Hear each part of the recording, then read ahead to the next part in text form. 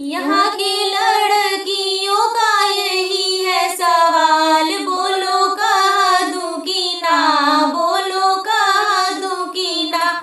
यहाँ की लड़कियों का यही है सवाल, बोलो कह दूं कि ना, बोलो कह दूं कि ना।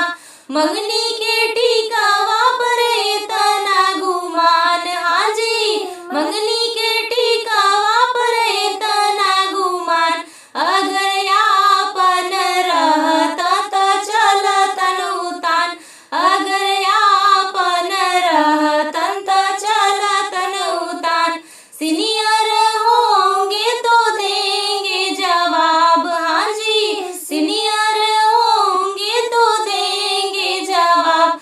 अगर जूनियर होंगे तो जाएंगे लजाए, अगर जूनियर होंगे तो जाएंगे लजाए। मंगनी के नथिया पर इतना गुमान, हाँ जी मंगनी के नथिया पर इतना गुमान। अगर आपन रहता त चलतन उतान, अगर आपन रहतन त चलतन उतान। सीनियर होंगे तो देंगे जवाब, हाँ जी सीनियर होंगे तो देंगे जवाब। अगर जूनियर होंगे तो जाएंगे लजाए, अगर जूनियर होंगे तो जाएंगे लजाए। मंगनी के हरवा पर इतना गुमान, हाँ जी मंगनी के हरवा पर इतना गुमान। अगर आपन रहता त चलतन उतान, अगर आपन रहता त चलतन उतान। सीनियर होंगे तो देंगे जवाब, हाँ जी सीनियर होंगे तो देंगे जवाब। अगर जूनियर होंगे तो जाएंगे लजाए, अगर जूनियर होंगे तो जाएंगे लजाए।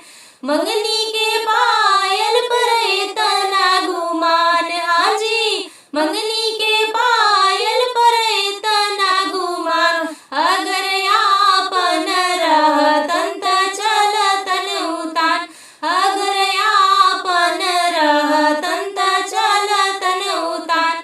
सीनियर होंगे तो देंगे जवाब, हाँ जी सीनियर होंगे तो देंगे जवाब। अगर जूनियर होंगे तो जाएंगे लजाए, अगर जूनियर होंगे तो जाएंगे लजाए। यहाँ के लड़कियों का यही है सवाल, बोलो कह दूं कि ना, बोलो कह दूं कि ना।